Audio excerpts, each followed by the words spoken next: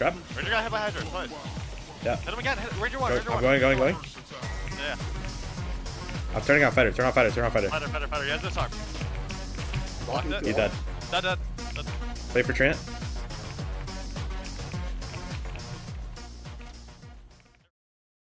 What's up, guys? I'm 30K. I didn't want to keep the intro too long, so here's my guide on how to play Druid Buffball. First, we'll start with the team composition. Comp 1 is for SSF. It consists of a midline healer melee, frontline warlock, and healer druid. First, I'll start off with cleric. It has two interchangeable perks to choose from, that being advanced healer and blunt weapon mastery. The rest of the perks I feel are mandatory and consist of faithfulness with PFE and perseverance. Smite is a no-brainer, and the spells can consist of what you want, but I have big heal, small heal, res, holy strike, and bless. Next is the frontline warlock. Here we have two sets of interchangeable perks, being between soul collector, anti-magic, and malice.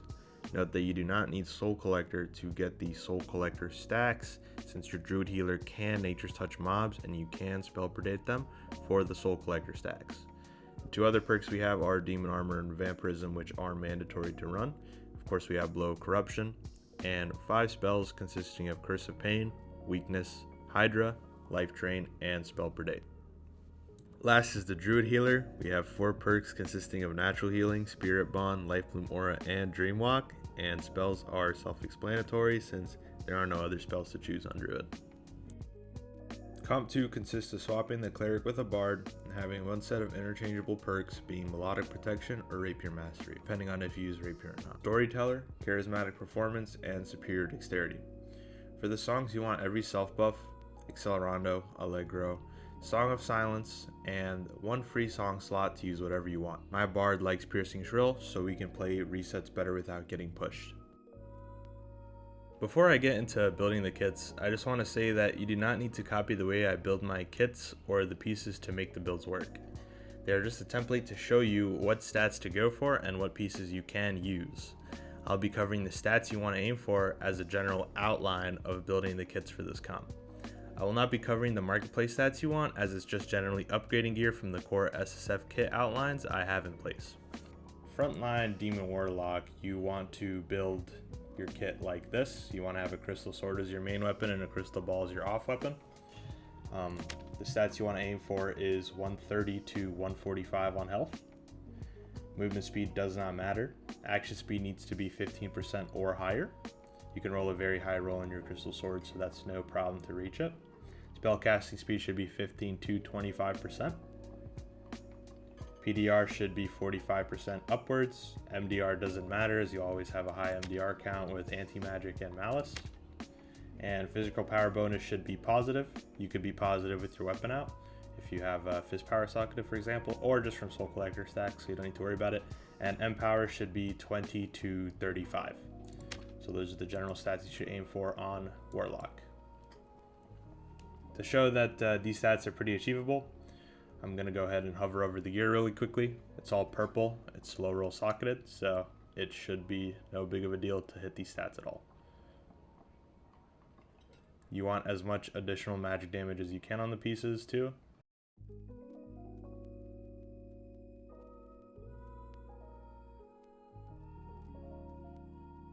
Moving on to cleric, I want to just say there's a bunch of ways to build cleric. Personally, this is the build I had originally. You want a Morning Star, any shield is fine. You want a spellbook with magic healing and memcap, and then the 2 rolls can be anything you want. You want magic healing on your small pieces, magic healing on your cloak, even magic healing on your robe or gloves from the mystics, but that's not really too big of a deal. You want to make sure you always have 24% headshot damage reduction. Grey Helms are fine, and Hound Skulls are fine too, because they have high headshot damage reduction. Stats you want to aim for is 130 health. You want to be around 15% action speed with your weapons up.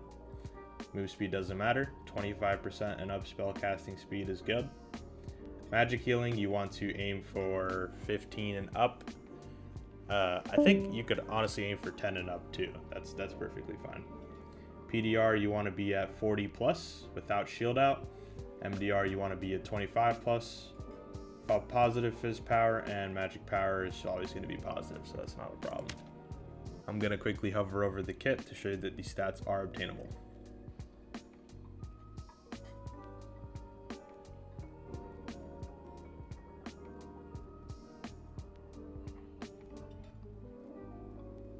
Last but not least is the Druid Healer. For the stats, you want to not worry about your health at all. Move speed is a very important stat. You want to be 305 or higher. You want to be 50% spellcasting speed and up. You want to be at around 10 magic healing. I'm at 8 right now. PDR, MDR doesn't matter, and magic power should be as high as humanly possible. So just gonna hover the pieces real quick. I know my healers out there during SSF don't have the best of gear, so I decided to put on the literal worst gear I could find. Most of it is socketed, if not all of it. These stats are very playable during SSF. Don't let people trick you and say it's not. These stats are definitely playable with during SSF.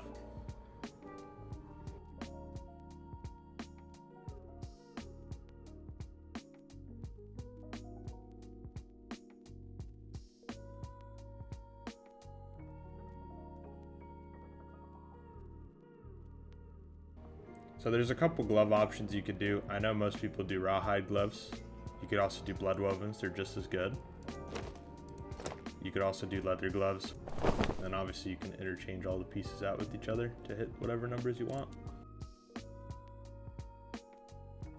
For my bars out there, I feel like the only stats you need to build is health, PDR, and MDR. I don't think it needs to be a bigger explanation than that. Personally, I like to run melodic protection with arming swords or other weapons over rapier, just because I think Bard struggles with magic really, really bad. So melodic protection while casting songs, you're going to be at about 40% MDR. So pretty much build for 50% PDR, build for around 30-35% MDR, and then build for health. Everything else, I think you should just be able to get through your songs. For the last part of the video, I'm just going to show some random example clips of what to do on Frontline Warlock. I don't have clips for Bard or Druid, unfortunately. But before I get into that, I just want to talk about 3 rules of the comp. The first rule being you guys should always stay together on this comp. Separating is very, very bad and very, very risky. You can do it, but I just don't recommend it. The second rule is always play to isolate the enemy trio. You always want to take double DPS fights when you can.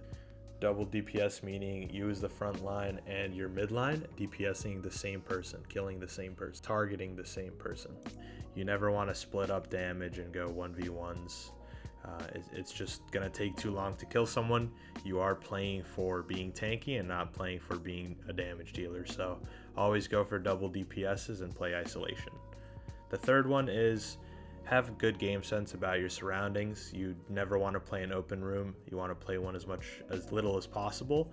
You want to know who you're fighting at all times, and you want to take fights in closed or corner rooms, somewhere where you can hydro block or tree off an opponent. Never play an open space voluntarily.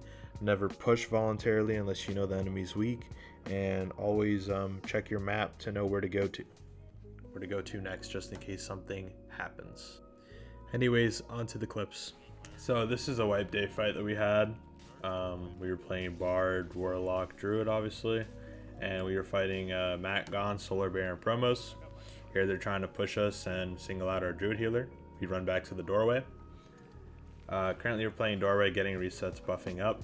My job as the Warlock is to weakness the tanky guys and then curse the squishy guys. So I tried to get a curse on Matt Gons. Here our Druid healer is just looking for treants to single out, and we got one. I don't need any help killing the rogue as I'm just so much tankier than him, and I'll out-trade him for sure. After rogue's dead, we just push the other guys. It's okay for the bard to go first to catch up, and I'm just trying to keep my pressure up on the fighter and the cleric, whoever I can get a curse on. So pretty much we know the fight's already won because the fighter's already low, cursed him, and we're just gonna double DPS this cleric. If my bard dies, my bard dies. But yeah, first fight.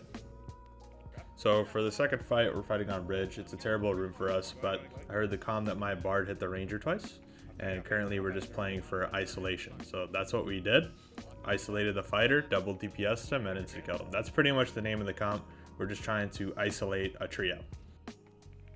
Right here, I'm just trying to set up a Hydra on the door before I get the damage on the other two players. All I'm trying to do is I'm trying to weakness and pain the enemies before our push. the more pains and weaknesses I get off, the more times our team has to reset and potentially push back. So I see that he chained me twice. I have so much MDR, I could just tank it, and I weakness the barb, and then we could just go for a full damage on the barb. It's always just isolating one guy out and then double DPSing him. Our Druid healer got a good treant on the wizard, so the wizard couldn't run and reset, so we just chased the wizard next. So what ended up happening is we got third party this fight. So what I did was I kept chasing the wizard while my two teammates caught up to me, and I killed the wizard and got a door open for my teammates so that we could reset. I knew that we were probably low on spells, so I was just getting this ready. Put the Hydra down again, so I know no one's pushing, and I'm life draining, so I don't need to put stress on my healer. Right here, I'm grabbing the enemy kit as fast as possible, so they're not just going to loot him and get out and reset. Our bard decided to key out for some reason, which is something you should never do. He was really susceptible to taking damage, but luckily he stayed alive, and I split the barbarian from him using my Hydra. Hydra is a very useful tool. I weaknessed the barb and then went for damage. Should die for free.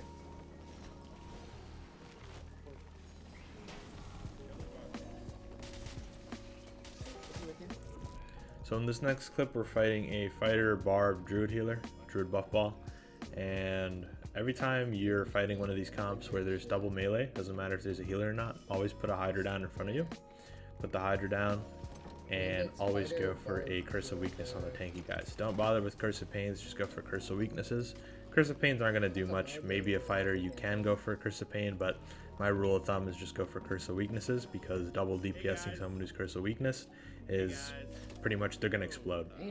So we're fighting this team, just taunting them, waiting to see what happens. We're trying to see how they play, and we get the deal that they're just two tanky players. They don't deal that much damage, so they're going to go for the same thing we are, which is double DPS. So I keep putting the Hydra down to make space for me.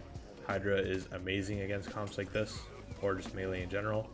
It's a great tool to use, so definitely use it. And again, just go for the Curse of Weakness, Curse of Pains. I'm baiting a treant right there. Told my bard to prepare to DPS it, but it wasn't there. Now it looks like these guys are about to push in any second. They're both DPSing the Hydra. And close the guy in, double DPS, and then he blows up. Fighter actually makes it in, and he just starts beating on me, but as you can see, they don't deal that much damage, so I'm not too worried about it. I'm just trying to focus on double DPSing. Then we double DPS the fighter next. Druid can't heal it, and we just win the fight like that. So I pretty much covered everything I know about this comp. If you have any questions, comments, concerns about anything, just leave them below and I'll answer your questions. I see a lot of people playing this comp, so I'm just trying to set up a video so that people know how to play it, because I see that a lot of people struggle with playing this comp. So hopefully this helped you, and enjoy.